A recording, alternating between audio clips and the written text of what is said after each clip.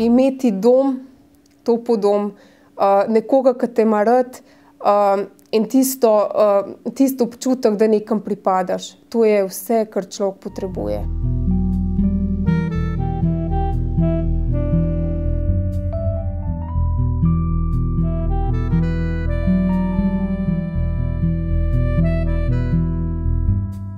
Največji dosežek je predvsem to, da sem zbrala pogum, da sem izdala svojo avtobiografijo.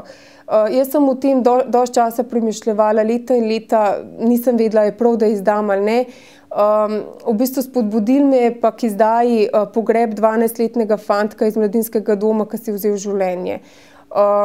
In to za novo leto, v bistvu po novoletnih počitnicah bi mogel nazaj v mladinski dom in je bilo to breme za njega pretežko in je bilo pač toliko, da je pač naredil samomor. In ko sem bila na tistem pogrebu, to je bilo lansko leto, takrat sem rekla, če zdaj ne bom naredila nekaj na tem, potem ne bom nikoli nič in pač javnost ne bo izvedela. Tako da sem takoj naslednji mesec šla z izdajo pod svoje avtobiografije in začela v vseh medijih opozarjati na to problematiko, za katero še zdaj mislim, da odgovorni sploh ne vejo, kakšno škodo delajo tem otrokom. Res.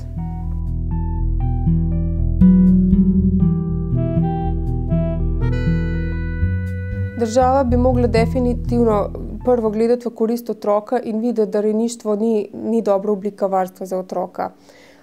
Predvsem, kar sem mislila, to uzakoniti kot kratkotrajna oblika, bi mogel biti zakon definiran jasno 3 leta in nič več in v tem času na biološke starše narediti pressing, pritisk, da v teh 3 letih pač uredijo svoje zadeve in otroka vzamejo nazaj k sebi. Vkolikor pač 3 leta ne bi bila dovolj, pa da starši ne pridejo v 3 letih na zeleno vejo in da se za otroka kratko malo ne brigajo, ga pustijo v rejništvu še za dolgi čas naprej, bi se mogli staršem vzeti roditeljske pravice. In tle bi država mogla narediti jasno, zakonom določa 3 leta reje ja, več kot 3 leta ne, po 3 letih reje starši nimajo več pravice do otroka, to se pravi odvzem roditeljskih pravic in se otroka namestiti v posvojiteljsko družino.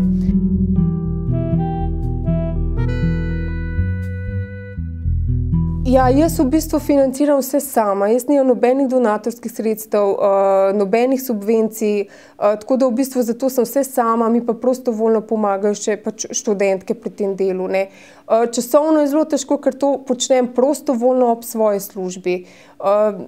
Tako da, ampak mi ni žal, za nobeno minuto potratenega časa v društvu mi ni žal, zato ker vem, da to delam v korist otrok in v korist njih, da bodo nekoč mogoče vsaj nekdo od njih bolj zaživel. V samih 3 mesecih od ustanovitve se je name obrnilo 752 otrok.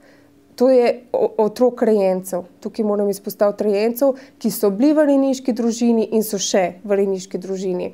Do zdaj je pa tako, se pa name obračajo tudi otroci iz mladinskih domov, otroci iz bioloških družin, ki so jim kršene pravice in dobivamo dnevno res ogromno klicev in pač sporočil, kjer otroci prosijo za pomoč. To je zelo velika številka, dnevno dobimo od 400 do 600 klicev, tako da bi se lahko mogla država res zamisliti.